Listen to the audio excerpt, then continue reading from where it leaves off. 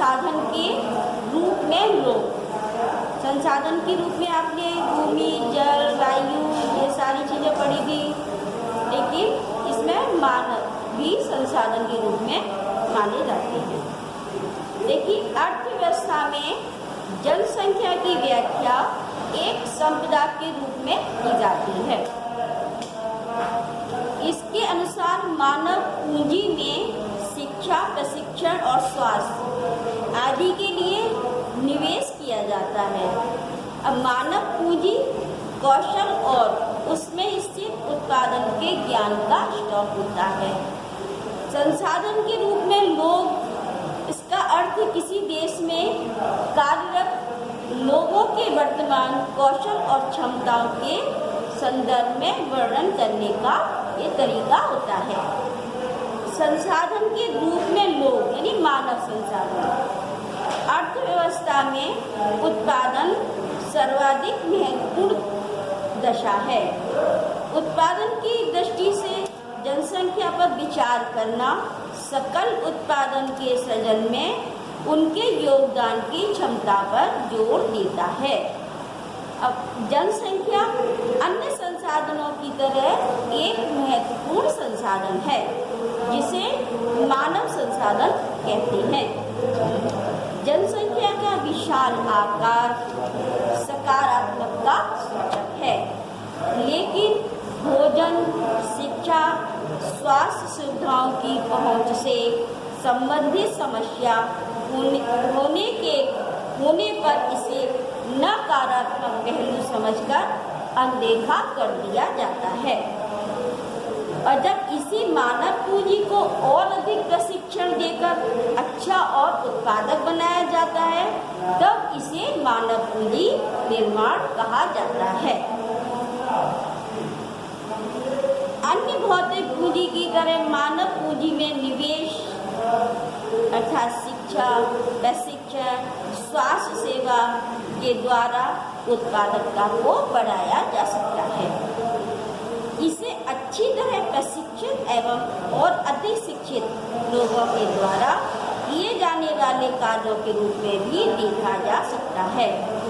भारत में हरित क्रांति इसी बात का एक ज्वलंत उदाहरण है कि किस प्रकार अच्छी उत्पादन प्रौद्योगिकी से उत्पादन में तीव्रता लाई जा सकती है।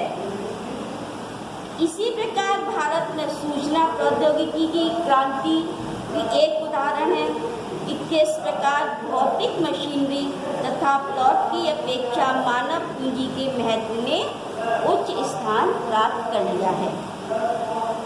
अब मानव पूंजी सबसे ज़्यादा महत्वपूर्ण पूंजी है।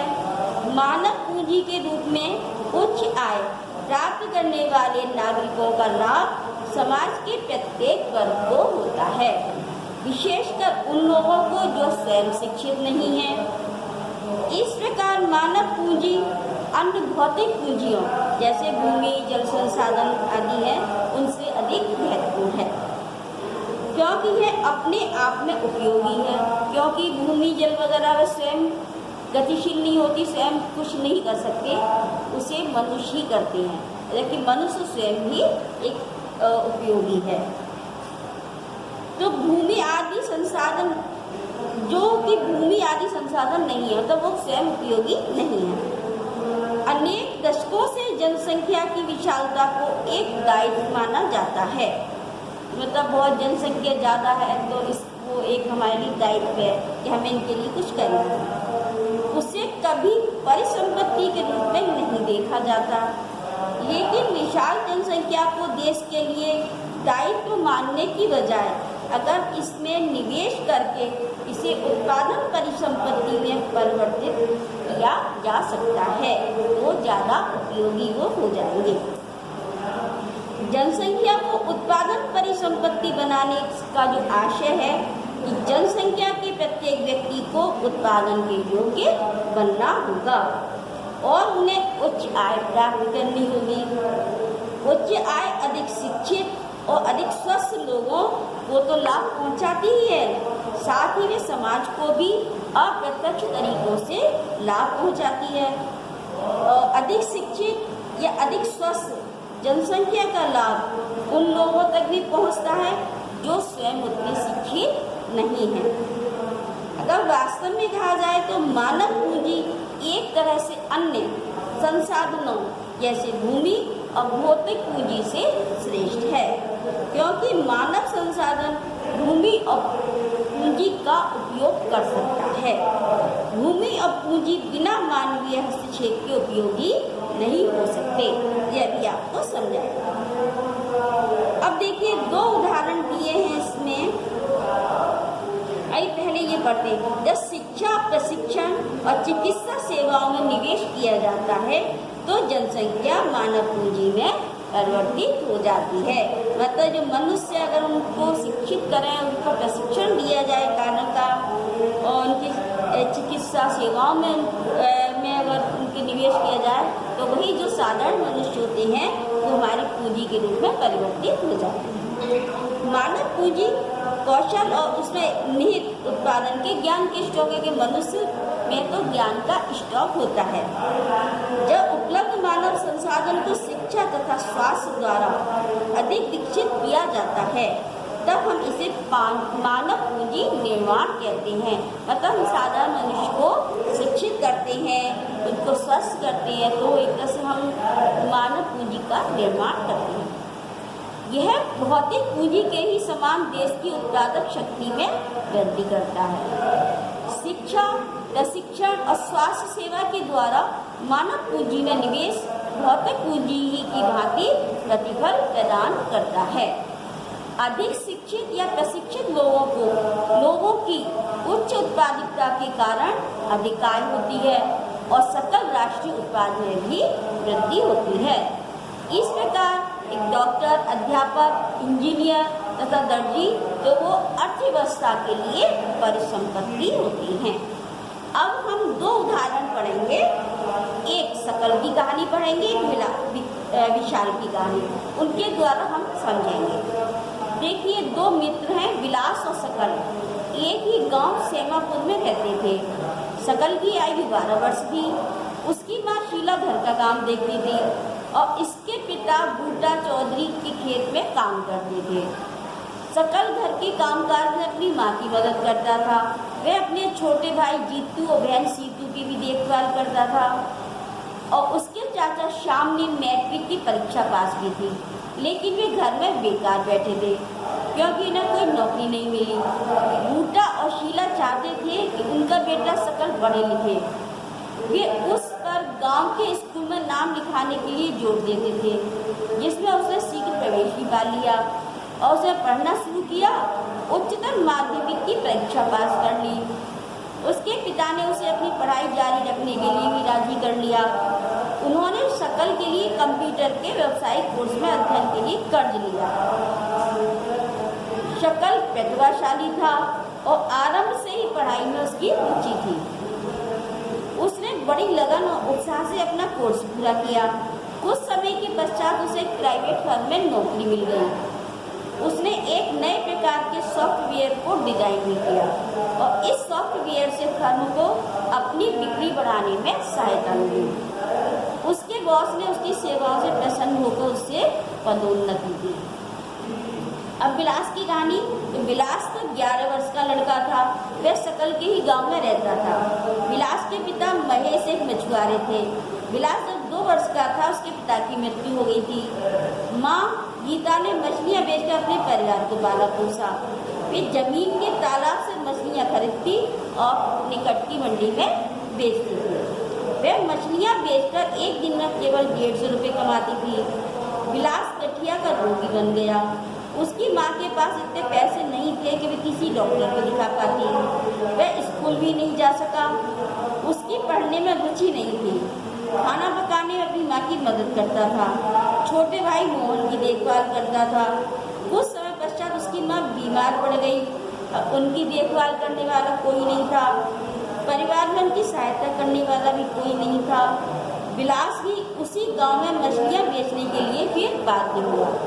अपनी माँ की तरह वह भी कम ही कमा पाता था। अब देखिए विलास और सकल की कहानी में क्या अंतर है। तो ये दोनों मित्र के बीच में काफ़ी अंतर है। पहला देखिए सकल परिवार के सदस्यों की कामकाज में सहायता करता था, और जबकि विलास जो खाली बैठा रहता था। सकल स्वस्थ था और विलास गठिया का रोगी था। सकल की पढ़ने लिखने में रुचि थी और वह प्रतिभाशाली था। उसने कंप्यूटर की व्यावसायिक शिक्षा प्राप्त की, और जबकि विलास पढ़ने लिखने में उसकी रुचि नहीं थी, वे केवल घर के काम काज में माँ की सहायता करता था।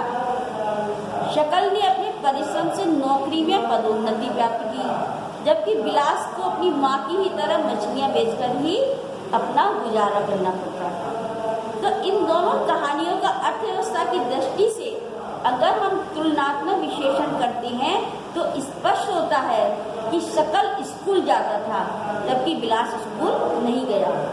शकल शारीरिक रूप से स्वस्थ था और उसे बीमारी के कारण डॉक्टर के पास जाने की आवश्यकता नहीं पड़ी, और जबकि विलास गठिया का रोगी था, उसे डॉक्टर के पास जाने का उसके पास कोई साधन नहीं था। शकल ने कंप्यूटर में डिग्री प्राप्त की और उसे प्राइवेट फर्म्स को नौकरी मिल गई, जबकि विलास वही काम करता रहा जो उसकी माँ करती थी, और वह अपनी माँ की तरह परिवार को पालने पोसने के लिए जो उसकी आमदनी बहुत कम थी, जबकि शकल की आमदनी ज़्यादा हो गई थी। शकल की मांगे में कई वर्षों की शिक्षा ने उसके श्रम की गुणवत्ता को बढ़ाया था, और इससे उसकी कुल उत्पादकता में वृद्धि हुई थी, और कुल उत्पादकता देश की समृद्धि में योगदान देती है। अब इसके बदले में व्यक्ति को वेतन के रूप में फिर उसके पसंद के किसी दूसरे रूप में प्रतिफल भी प्राप्त होता है। अब विलास को तो उसके जीवन के आरंभिक भाग में कोई शिक्षा या स्वास्थ्य सेवा नहीं मिल सकी थी, तो वह अपनी माँ की तरह मछलियाँ बेचकर ही अपना जीवन यापन करता था, इसलिए वह अपनी माँ की तरह से अकुशल श्रमिक ही रहा और कम वेतन पाता था। तो इसका मतलब ये निकलता है कि अगर व्यक्ति शिक्षित है, स्वस्थ है, तो वे अपनी उत्पादन वृद्धि कर सकता है और आय में भी वृद्धि कर सकता है। और वही व्यक्ति अगर अशिक्षित है और अस्वस्थ भी है तो अपनी आय में वृद्धि नहीं कर सकता है।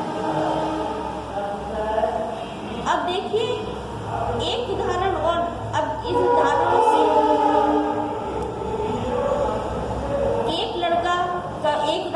एक लड़का रवि जिसकी उम्र 14 वर्ष है, वे खेतीय मजदूर का कार्य करता है, और वही नहीं बल्कि उसके परिवार के अन्य सदस्य भी खेतों में मजदूरी करते हैं, और इस परिवार के पास जमीन नहीं है, अनपढ़ भी है, गांव में कहीं कोई माध्यमिक विद्यालय नहीं है। रवि ने सिर्फ 5वीं तक शिक्षा ग्रहण की है। रवि के पास पर्याप्त वस्त्र भी नहीं है, जो वस्त्र हैं वो फटे हुए हैं। परिवार के सदस्य कुपोषण के शिकार हैं। रवि के पिता तो पहले से टीबी के रोगी हैं। रवि मन ही मन सोचता है कि वह हमेशा निर्धन ही रहेगा। अब मानव संसाधन में शिक्षा व चिकित्सा सेवा के द्वारा निवेश से भविष्य में उच्च प्रतिफल प्राप्त होने की संभावना रहती है। मतलब अगर हम इन उदाहरण को देखें तो उससे यही हमें स्पष्ट होता है कि शिक्षा और चिकित्सा सेवा में अगर हम निवेश करते हैं तो भविष्य में हमें उच्च प्रतिफल यानी अच्छा प्रतिफल प्राप्त होने की संभावना होती है। और लोगों में यह निवेश भूमि और पूंजी में निवेश की ही भांति है। जैसे लोग भूमि में और पैसे में निवेश करते हैं तो इस तरह से मानव में भी निवेश करना चाहिए। अब शकल व विलास की तरह एक बच्चा भी जिसकी शिक्षा स्वास्थ्य पर निवेश किया गया तो भविष्य उच्च आय और समाज को बड़े योगदान के रूप में अधिक प्रतिफल दे सकता है। अक्सर होता क्या है, जो शिक्षित माँ बाप तो अपने बच्चों की शिक्षा पर अधिक निवेश करते हैं और वो जानते हैं कि उन्होंने स्वयं भी शिक्षा के महत्व को अनुभव किया होता है। वे उचित पोषण और स्वच्छता के प्रति सचेत भी होती हैं। इस प्रकार वे अपने बच्चों की स्कूली शिक्षा, अच्छे स्वास्थ्य की आवश्यकताओं का भी ध्यान रखते हैं। और वहीं इसके विपरीत जो है स्वयं जो व्यक्ति अशिक्षित और अस्वच्छ होता है वह क्या करता है, वह अधिकतर अपने माँ बाप जो होते हैं बच्चों पर ध्यान नहीं देते हैं और बच्चों को अपनी ही तरह सुविधाओं से वंचित भी रखते हैं।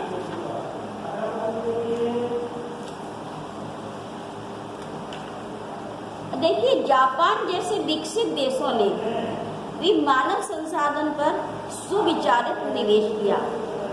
उनके पास कोई प्राकृतिक संसाधन नहीं थे, और लेकिन वे अब विकसित और धनी देश है।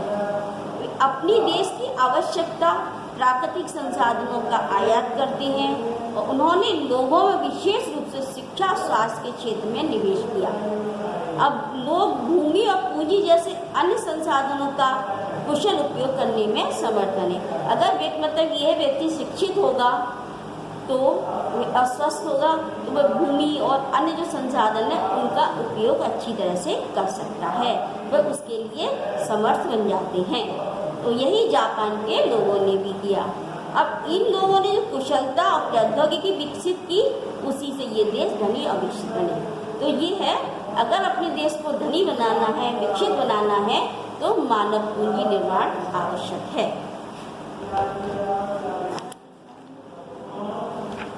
बच्चों, आगे का इसका हम कल पढ़ाएंगे आपको। अच्छा।